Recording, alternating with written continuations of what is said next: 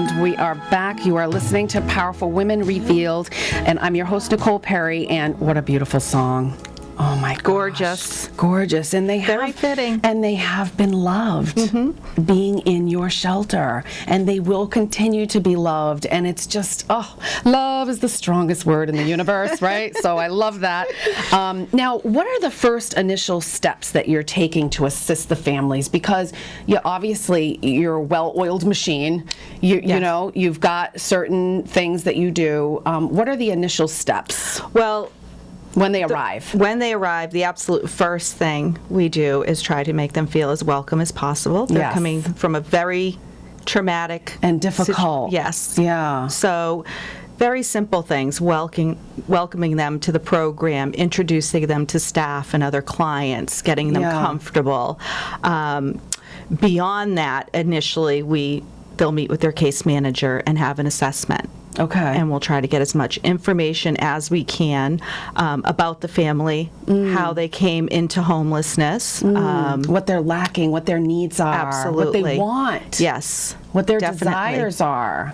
Okay. And then really some of that support is about education. So some of them might need to complete a GED. Yes. And beyond GED, what other educational pieces? We also provide parenting classes. Okay. So for some basic parenting skills, we have a lot of young parents, single moms, single dads. Kids might have intact challenges. families. Absolutely. Okay. So ADHD or... So we would hook them up with those services. Is it IED?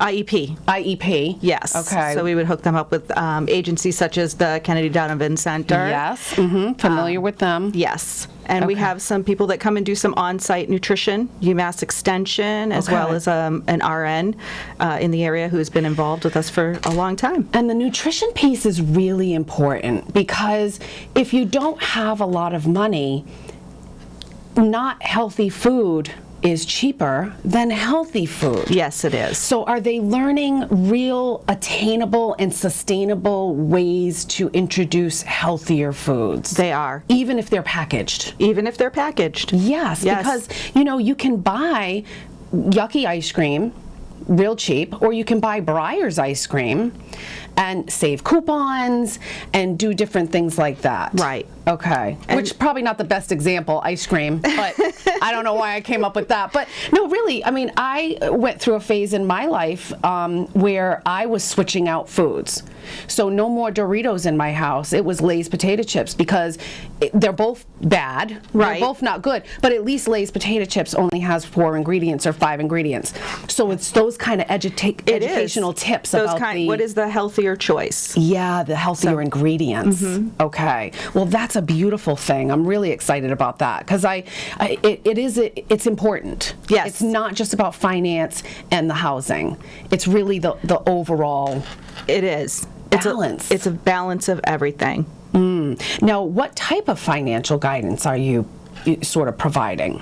Well, it depends on, as far as we can talk about their grocery shopping, where we work with Cooking Matters, and the clients go out in a group and learn about the good choices and budgeting their money to make those good choices and how to make meals for their family. Okay. So and extend the meals and things like that. Exactly. Okay.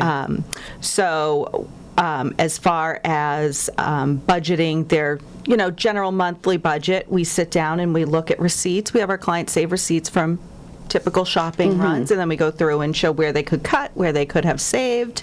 So. And it sounds simple to maybe the listener, but if you're not being taught some of these things by your parents, you don't know what you don't know. Right. And a lot of people take these skills for granted.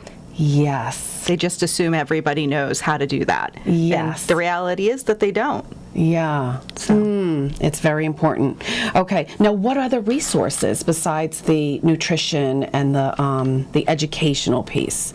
It's the searching for the housing. Searching for the housing, which is becoming more and more difficult. Okay. As you know, the price for, renting apartments is very expensive. And most of our families cannot afford to remain in this area.